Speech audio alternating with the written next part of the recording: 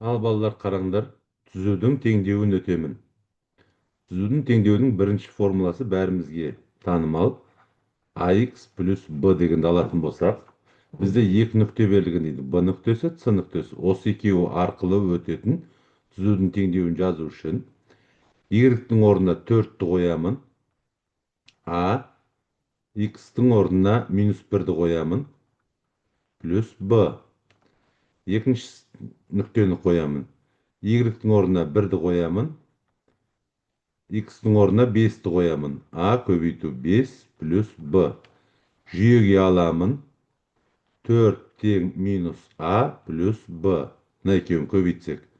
Мына жерде 1 тең 5А плюс B.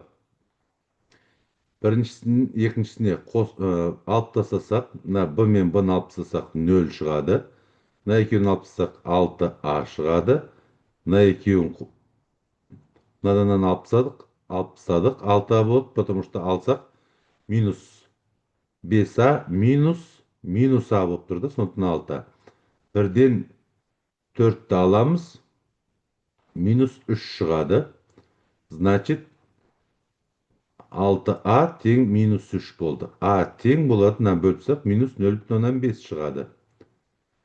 Енді осыны апарып кез келгеніне қоямын. Мысалы, мынараға қоятын болсам, мына жерге қоямын. Мынараға қоятын болсам, 4 тең минус 0,5 қосу B. Минус плюс болады, баяғы сөйлесек 3,5 тең B болады. Енді сонда Y тең А бізде табылды, ол минус 0,5 X, B-мыз жазылды, плюс 3,5 шықты. Мынау түзудің теңдеуі мына екі нүкте арқылы өтетін. Оны тексеру оп-оңай. Минус 1-ді апарып мында қояйық, 4-ті апарып мында қояйық. Мысалы, минус 1-ді апарып мында қойсақ, минус 0,5, минус плюс болып кетеді, плюс 0,5 болады, мынаған қосылады 4 шығады. Y-і міне 4 шығып тұр. Екіншісінде X-тің орнына 5-ті қойсақ, минус 2,5 болады. Минус 2,5 плюс 3,5 1 шығады. Мынарда Y тең 1 шығып тұр. Екінші түзудің теңдеуінің формуласы ол мынандай.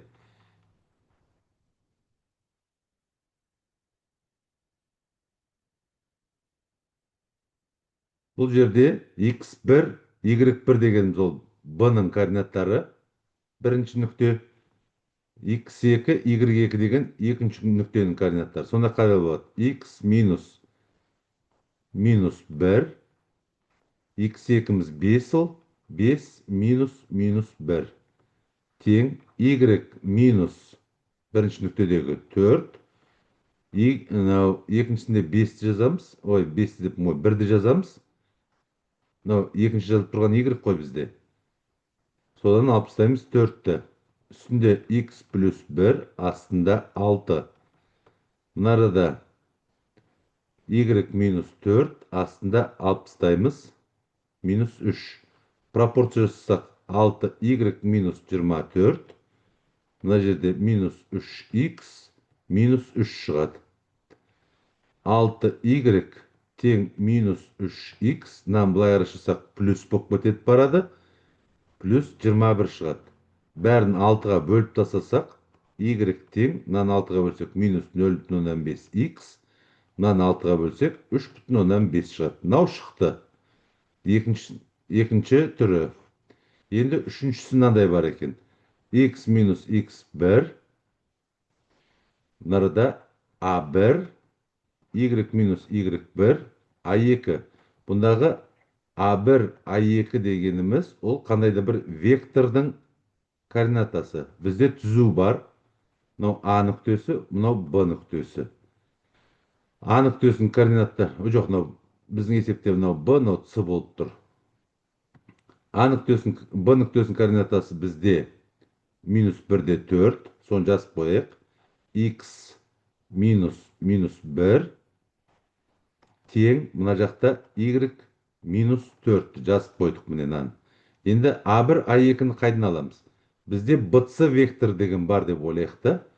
Бытсы вектордың координатасын табу үшін с деген ол ұшы, б деген ол басы. С-ның ұшын жазып қоямыз да, соның басынан алып тастаймыз. Басын алып тастасақ, минус 1-ді және 4-ті алып тастаймыз. Сол кезде мынарада 6 шығады, мына жерде алып тастасақ, минус 3 шығады. Соны апарасыңдар да 6-ны мында қоясыңдар, минус 3-ті мында қоясыңдар. Мынау болып қалды, көрдіңдер ма? Значит, x плюс 1, 6 тең y минус 4 бөлінген минус 3.